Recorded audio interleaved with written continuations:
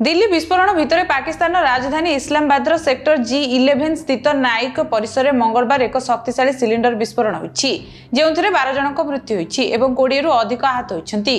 Court complex रे प्रबल traffic एवं प्रबल भिड़ थिबा बेले विस्फोरण घटिथिला। विस्फोरण में अनेक वकिल और साधारण नागरिक आहत होइतिबा जणा पड़िछि। सूचना अनुसार पुलिस और उद्धारकारी दल घटनास्थल में पहुंची और जनसाधारण सुरक्षा सुनिश्चित करने समग्र अंचल को घेराबंदी करछंती। विस्फोरण पर तुरंत लागितिबा नियां को नियंत्रण करने अग्निशम कर्मचारी मानक नियोजित कर प्राथमिक तदंतर जनापड़ी जे कोर्ट कॉम्प्लेक्स पार्किंग अंचल में पार्किंग होइतिबा एक कार भितर विस्फोरण घटिथिला। सिलिंडर विस्फोरण जोगु गाड़ीटी नियां लागि जाइथिला जहाफल समग्र कॉम्प्लेक्स रे घन धुआं व्यापी जाइथिला।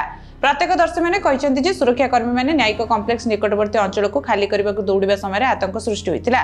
राजधानी दिल्ली में मध्य समान घटना घटिथिबा बेले एबे दुई पड़ोशी देश में आतंक खेली जाइछि।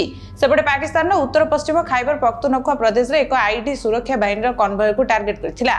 एही घटना 16 जन सैनिक आहत होइछन्ति। पाकिस्तान विशेषकर अफगानिस्तान सीमावर्ती अंचल आतंकवादी आक्रमण वृद्धि पाइछि। मुख्यतः पुलिस आईन प्रवर्तन कर्मचारी और सुरक्षा बाहिनी को टार्गेट करा जाउछि।